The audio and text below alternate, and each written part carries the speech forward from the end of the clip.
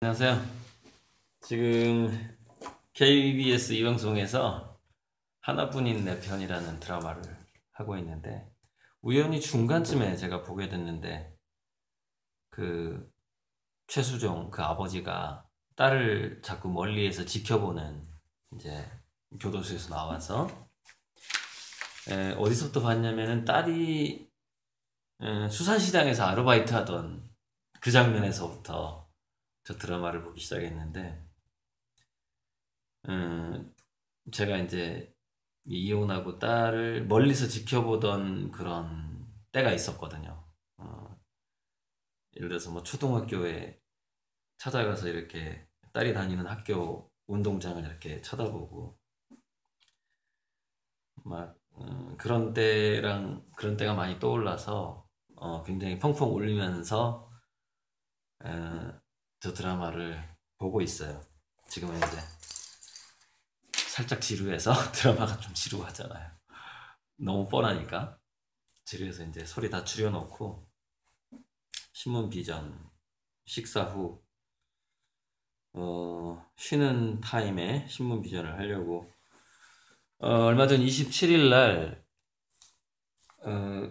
우리 일랑이 이종 선생님을 이제 절친 제자들 지금 많이 연로하셨죠? 절친 제자들 사모님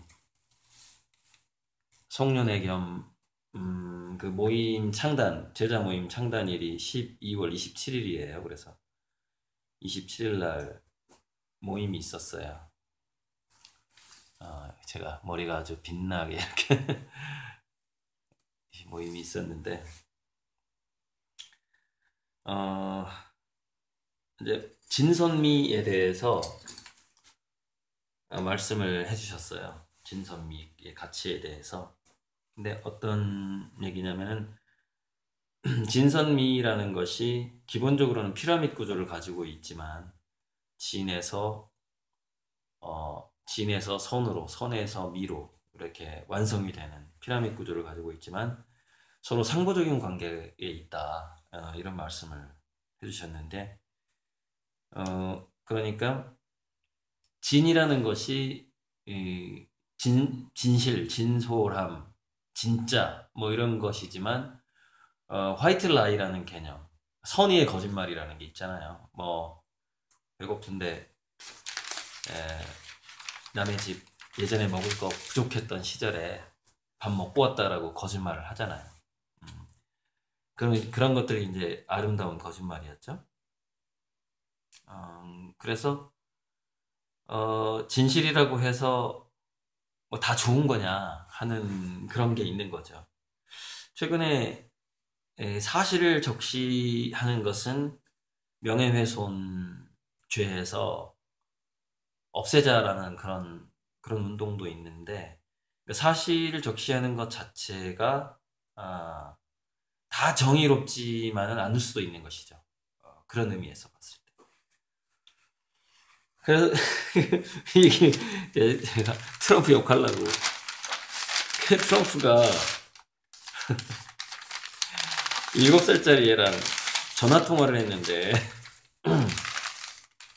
아, 7살의 애한테 야, 너 아직도 산타가 있다고 믿는 거니? 이러면서 전화 통화를 했다는 거야, 트럼프가. 7살짜리한테. 아, 그래서 지금 요거도 먹고 있답니다, 트럼프가. 음,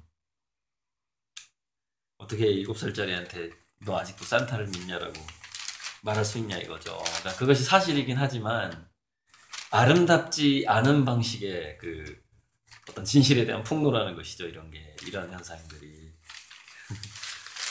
에, 트럼프 트럼프의 7살짜리 아이와의 전화 통화를 보면서 우리 일랑 이종상 선생님이 진선미가 서로 상복성을 가지고 있다라는 점. 그러니까 선이 아무튼 그 진선미는 다 아름다움 어찌 보면은 아름다움을 바탕으로 해야만 하는 그런 의미에서는 아름다움이 맨 밑에 피라미드로 깔려야 되는 측면이 있는 거죠. 근데 그 피라미드가 그때그때 때로는 선이 가장 위에 있을 수도 있는 것이고, 이제 그런 게 상보성이겠죠. 여러분, 요즘에 제가 이제 매일경제까지 보다 보니까 봐야 되는 신문의 분량이 굉장히 많아졌는데, 그래도 매일경제를 보기를 참 잘했다는 생각이 듣는 게, 어, 굉장히 필요한 이야기들이, 그 동화하고 한겨레에 안 나오는 이야기들이 자주 나와요. 그래서 보길 잘했다. 한 달에 5천 원을 추가하는 건데,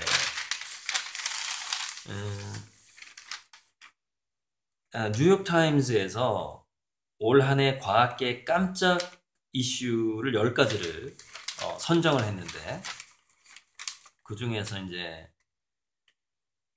한 가지가 굉장히 중요한 마시멜로 실험에 대한 얘기예요.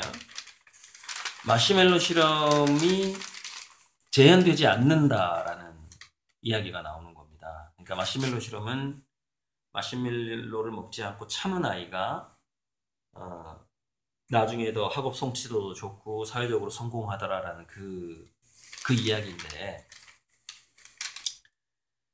근데 제가 예전에 강의에서 제 이제 강의 중에 한번 찾아보세요. 마시멜로 네 번째 실험 뭐 이런 이야기가 있어요. 제가 마시멜로 실험이 1, 2, 3, 4 약 5가지 이슈가 있어요. 마시멜로 실험은 첫 번째는 우리가 알고 있는 것, 두 번째는 견물생심에 관한 게 있어요. 마시멜로를 보여주는 것과 보여주지 않은 거의 그 차이.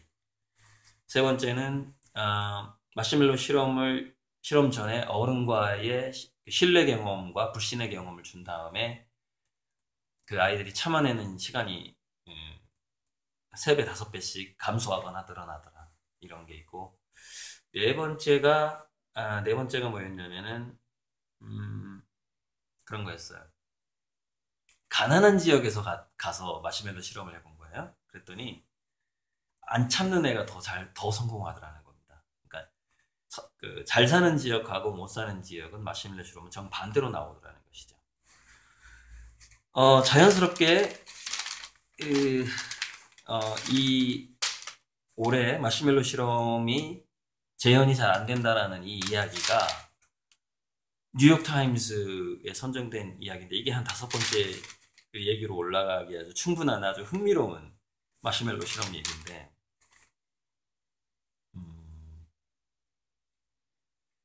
어쨌건 마시멜로를 먹지 않고 참은 아이하고의 10년, 20년 뒤의 성공과의 상관관계가, 그렇다 할 만한 상관관계가 없는 걸로 나왔어요. 이 연구를 뉴욕대 타일러 와츠 교수가 다시 시작한 겁니다. 그러니까 그 마시멜로 실험을 의심했던 것이죠. 그런데 이 뉴욕타임스에서 놓친 게 있어요. 뭘 놓친 거 있냐면은 시대가 변했다는 걸 놓친 거죠. 그러니까 최초의 마시멜로 실험에서 그 맛있는 것을 참았던 애들이 성공할 수 있었던 시대는 70년대, 80년대, 90년대까지죠. 그 이후 2000년대로 넘어오면서는 오히려 자기가 원하는 욕망에 대해서 더 솔직하고 자기가 좋아하는 것을 먼저 하려고 들고, 나중에 만족지연 능력처럼 자기가 좋아하는 걸 더 미루고 내가 의무적으로 해야만 하는 것들을 우선적으로 생각하는 세대에서 좋아하는 것을 먼저 하는 세대가 더 기회를, 변화가 무쌍하니까 성공의 기회를 더 빨리 잡는 방식으로 시대 자체가 변했단 말이죠. 그러니까 이거는 뭐냐면은 뉴욕대의 와츠 교수가 과거의 마시멜로 실험이 잘못된 실험이라고 볼 수는 없는데, 약간 그런 뉘앙스로 지금 이 보도가 나와서 이 사람이 실수한 거예요. 그게 과거에는 맞았죠. 그러나 지금 시대에는 안 맞는 겁니다. 그러니까 제가 마시멜로 실험이 아주 한 5가지 정도가 있는데, 이 뉴욕대 실험의 이 맹점이 그거죠. 지금은 그게 혼돈의 시대인 거죠. 그러니까 잘 사는 지역에서는 마시멜로 실험이 맞고, 왜? 여기는 보다 더 안정적인 직업과 직장을 갖도록 자기 자식들을 유도해 줄 만한 부유층 부모가 있어요.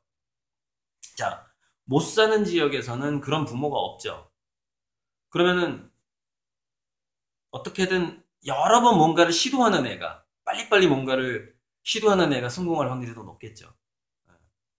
그러니까 그렇게 잘 사는 지역하고 못 사는 지역에서 마시멜로 실험이 정반대로 나오듯이 바로 이 점하고 이게 지금은 교차되고 있단 말이죠. 중산층이 무너지면서. 그리고 또 시대가 변했죠. 시대가. 그러니까 상하가 교차되고 있는 상황에다가 전후 시대가 보수적이고 안정적인 직장이 있던 시대에서 급변하는 시대로 바뀌어가고 있죠. 그 와중에 이루어진 게 바로 이 뉴욕 대학교의 새로운 마시멜로 실험이죠. 지난 한 20년간의 연구이기 때문에 이게 90년대 후반에 이 연구가 시작을 했다면 20년 동안 연구를 하게 된 것이죠. 그죠?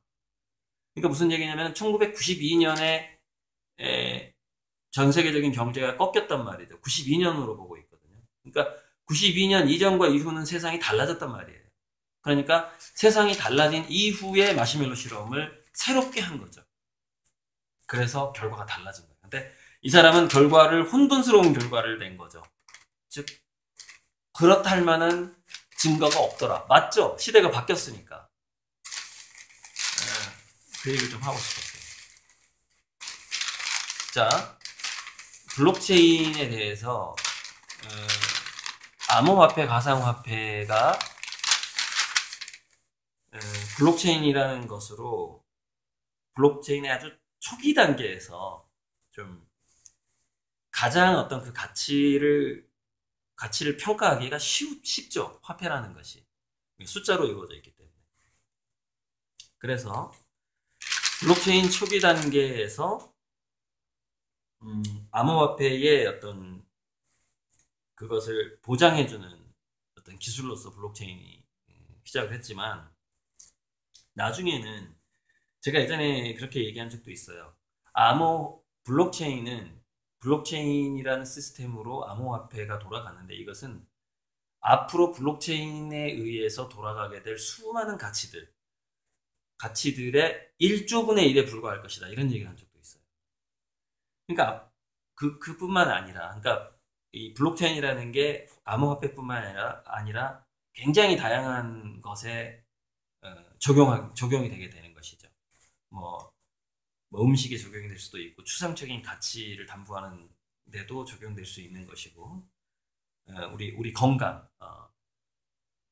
건강의 가치하고 블록체인하고 연결될 수도 있고 아무튼 그래요. 그래서 우리가 이렇게 걸어다니면 그것이 기부되고 이러잖아요. 그러니까 이 사람이 몇 걸음 더 자기가 건강하게 걸어 다니느냐 그러면 그 사람은 이제 몸이 아파서 국가 재정을 축내는 것을 예방하게 되잖아요. 그러면 그만한 가치를 이 사람이 하고 있는 거예요.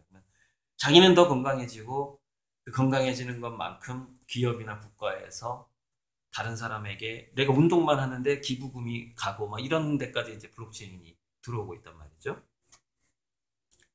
그런데 블록체인이 하게 될 어쩌면 가장 큰 좀 굉장히 충격적인 것은 금이나 달러 이렇게 뭔가 확실한 가치를 담고 있다라고 생각했던 그런 어떤 담보적인 가치들, 그 가치들을 만물로 퍼지게 만드는 효과가 있어요. 블록체인. 그러니까 달러의 그 기축통화인 달러가 분명히 암호화폐로 넘어갈 거예요.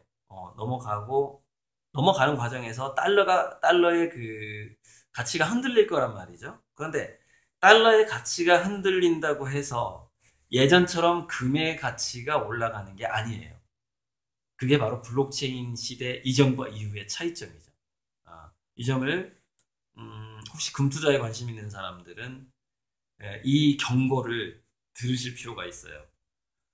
금이 가지고 있던 뭔가를 가치를 담보했던 그런 어떤 힘은 점점 약화될 수밖에 없습니다. 블록체인과 인공지능 때문에. 최근에 제가 알게 된 그 유튜브 구독자 때문에 알게 된 재밌는 사실이 인공지능과 미래인문학이라는 제 책이 있잖아요. 근데 제 책이 이미 나오고 나서 2년 후에 똑같은 제목의 책이 나온 거예요. 정말 똑같아요. 한자도 안 틀리고 띄어쓰기까지 똑같아요. 인공지능과 미래인문학. 근데 수많은 그 학자들이 이렇게 모여서 같은 제목으로 책을 냈더라고요. 근데 처음에는 이제 이게 저작권법에 위배되는 거 아닌가? 그러고 찾아봤더니 그 책 제목이 굉장히 길다거나 뭐 그렇지 않으면은 책 제목을 같이 쓰는 것은 판례상 그게 불법이 아니더라고요. 그래서 제가 마음을 바꾸기로 했죠. 뭐냐면 그래 고맙다. 내가 정한 제목이 그렇게 좋아 보였나? 내 제목을 내가 정한 책 제목을 오마주 했나 보다. 근데 그쪽은 공저자란 말이에요. 여러 명의 저자들이 쓴 책이란 말이에요. 새로 나온 인공지능과 미래인문학이. 그러면 그 공저자들이 또 자기 책을 홍보할 때마다 검색을 할 거란 말이죠. 그럼 내 책이 위에 뜨거나 그 바로 밑에 뜨거나 같이 뜨는 거죠. 그런 식으로 홍보가 되니까 참 좋은 일이다. 그렇게 생각하기로 했습니다. 자, 올해 아무튼 지금 로봇이요. 저 작고 날쌔진 치타 로봇. 잠시 후에는 막 치타처럼 빨리 달리는 그 로봇이 나올 것 같아요. 올해 사자성어가 임중도원 짐은 무겁고 갈 길은 멀다 인데, 짐은 무겁고 갈 길은 멀다.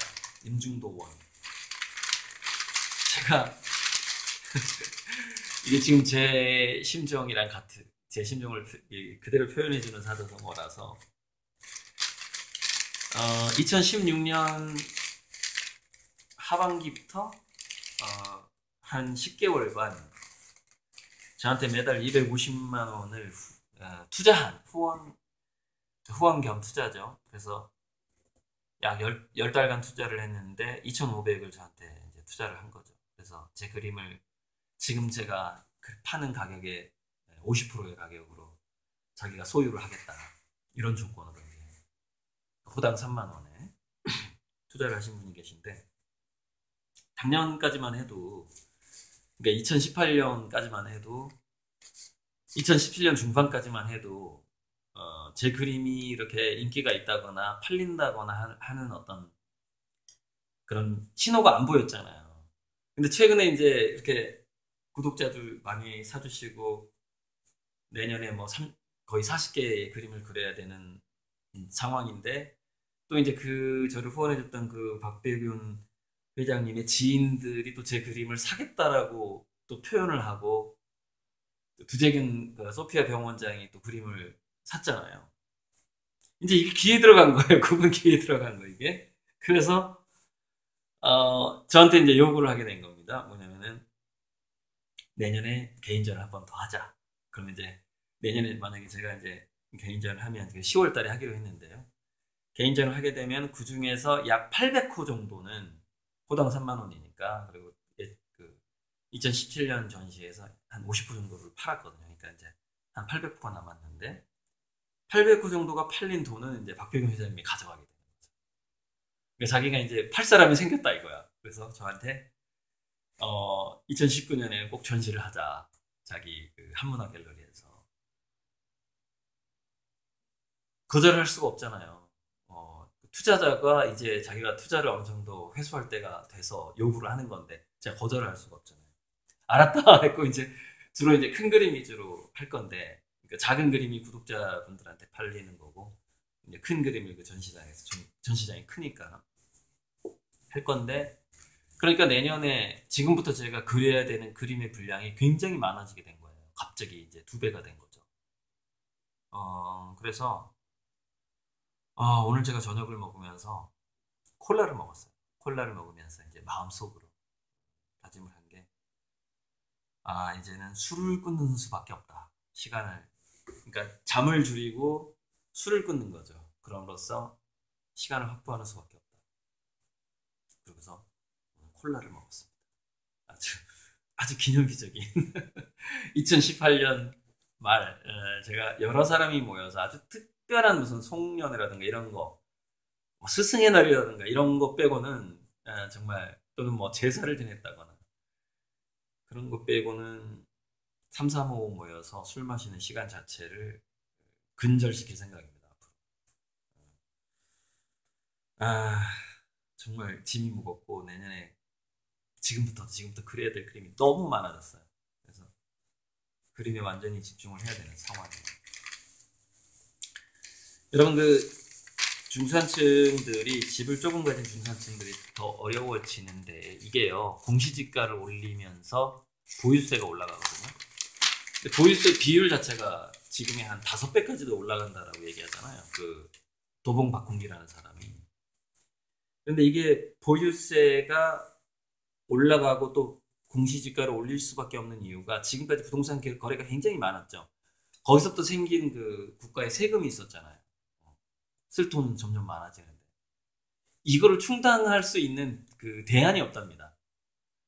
그래서 아무리 머리를 짜매봐도 부동산 거래, 자주 있었던 부동산 거래에서 나왔던 지방세라든가 국세, 이것을 충당할 수 있는 거의 유일한 방법이 공시지가를 올리고 보유세를 올리는 거랍니다.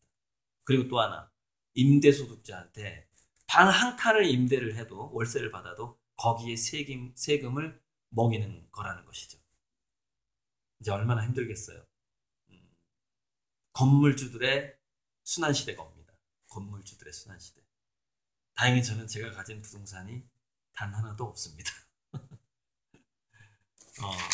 그리고 빈 공간은 늘어가고, 저는 빈 건물에서 그냥 그림 그리면 되는 것이죠. 전세도 전세 2천짜리 아주 싼 데서 살면서 그림을 팔아서 돈을 모아서 어려워진 분들 도와주고,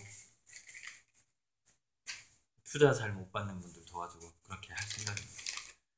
자, 초미세먼지가요, 이렇게 지역별로 지도가 나왔는데, 지역별로 똑같이 미세먼지가 와도 지역별로 농도 차이가 많이 나고요. 그리고 사거리, 차가 많이 다니는 사거리가 미세먼지 농도가 높아요. 그런데 그게 뭐 때문에 그러냐면은 녹지, 그러니까 숲이 얼마나 있느냐의 문제, 그리고 이제 고도, 얼마나, 서울에서 고도가 얼마나 높은가, 그 다음에 숲이 얼마나 있는가, 이 두 가지 때문에 거의 2배 차이가 나요. 거의 2배까지는 아니고 한 40% 정도 차이가 나요. 40% 정도. 숲이 많은 곳에서 사는 게 아무래도 오래 살 가능성이 많은 거죠. 자, 올해 2019년에 막 유성우도 쏟아지고, 1월 4일, 5일에 하긴 뭐 유성우 볼만한 그런 어떤 정신적인 여유가 없더라고요. 예전에도 유성우가 쏟아진다고 하는데 너무 막 춥고 이래가지고. 그런데 8월 13일 별똥별, 유성 좋아하시는 분들은 이거 제가 제 스케줄표에 메모해야 되겠어요. 8월 13일 날 페루세우스 자리 유성우가 쏟아진답니다. 이게 한국에서 잘 보이는 유성우인지는 정확히 모르겠는데, 8월 13일 유성우 해가지고 기록을 해야 되겠어요. 정말 많이, 8월달 여름이잖아요. 이렇게 누워가지고 밖에서 아니면 이렇게 모기 때문에 모기장을 치고 보던지. 자, 박항서 감독이 베트남 선수들한테 했던 제가 인터뷰를 쭉 보고 있는데, 이 얘기를 했다는 거예요. 자존심을 잃지 말고 불굴의 투지로 임해라. 아버지들이 강대국과의 전쟁에서 그랬듯이 그라운드에서도 두려워하지 말고 맞서라. 그 베트남의 지압 장군이라고 있어요.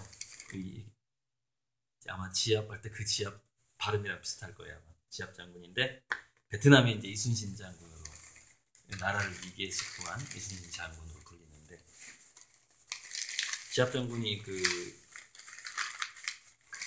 프랑스군이 굉장히 고지대에다가 이렇게 비행장을 만들고 도저히 그 정복할 수 없는 그러니까 그 산 밑에서 베트남군이 포를 쏴도 포탄이 거기까지 가질 않는 거예요. 아 어디까지겠죠? 방금 또 술 마시러 나오라고 전화가 온 건데 제가 이제 절대 안 나간다. 마시게 되면 화실에서 마실 테니까 맥주를 사가지고 이쪽으로 와라 이제 이렇게 해서 올지도 모르겠네요.